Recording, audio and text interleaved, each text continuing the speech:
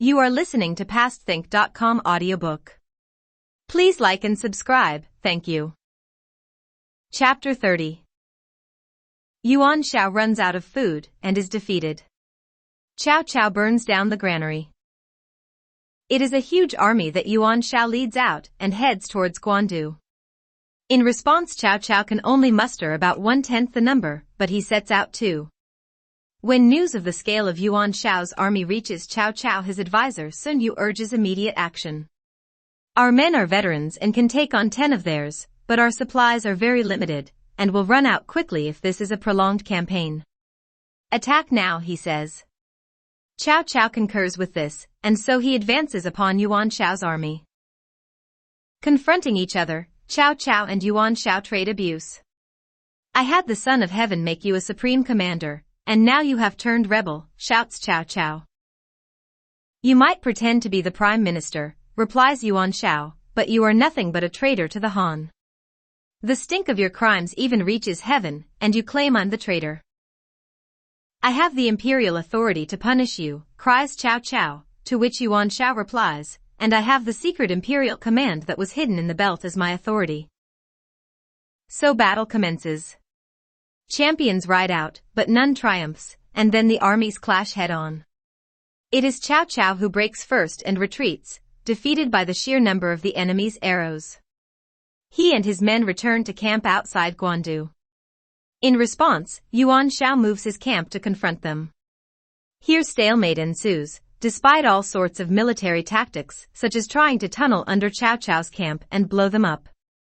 This is thwarted by Cao Cao's men digging a deep moat around their camp, and thus foiling the enemy plan. The confrontation goes on for month after month. 11. The situation grows more and more desperate, and supplies of food begin to run out on both sides. One day, Cao Cao's men capture a spy and find out from him that Yuan Shao is expecting a huge convoy of grain wagons within the next few days, led by Commander Han Meng. The decision to attack and destroy this convoy is made, and Su Huang is given command of the small elite attack force. The surprise attack is a complete success. Han Meng flees, and Su Huang is able to destroy the entire convoy. Yuan Shao now becomes seriously concerned about his main supply base at Wuchao. 20,000 men are sent under the command of Chunyu Qiong to protect this vital resource. But Chunyu Qiong is a bad choice. He is an alcoholic whose drink-fueled rages terrify his own men. From the moment he arrives in Wuchao, he is drunk.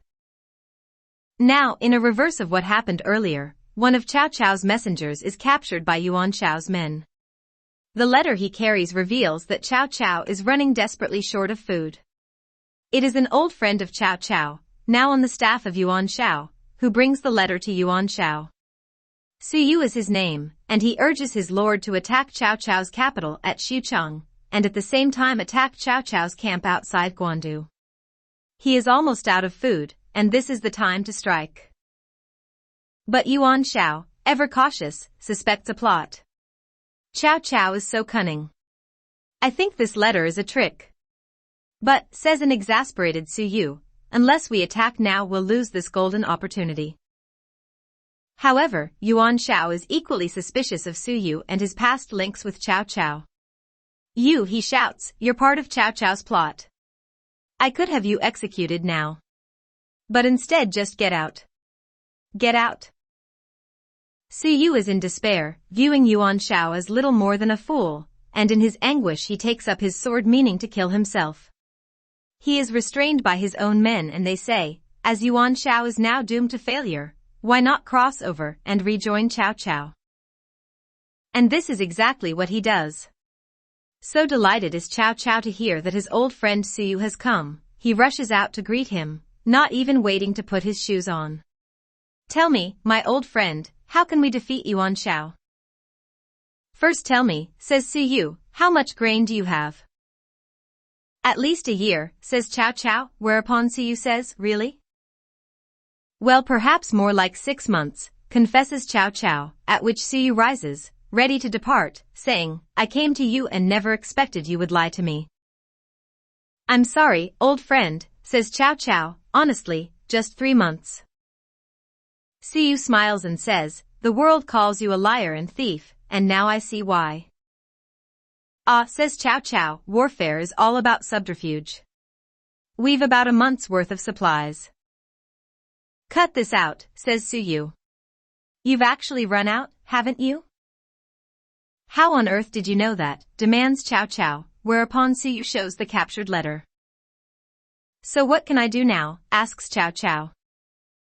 Yuan Shao's supplies are all at Wuchao, and that old drunkard Chunyu Cheong is in charge. Lead a crack troop of your men down there. Pretend you are Jiang Qi, who has just been commissioned to protect the supplies. Get inside and destroy the grain. Within 3 days Yuan Shao's army will have collapsed. Dressed in the armor and colors of the enemy, Cao Cao leads his men to Wuchao and attacks in the middle of the night. Chunyu Cheong is, of course, drunk and asleep, and is swiftly seized, and the entire supply of grain burned to the ground. Chunyu Cheong's nose, ears and fingers are cut off, and he is tied to his horse, and dispatched back to Yuan Shao as a dreadful warning.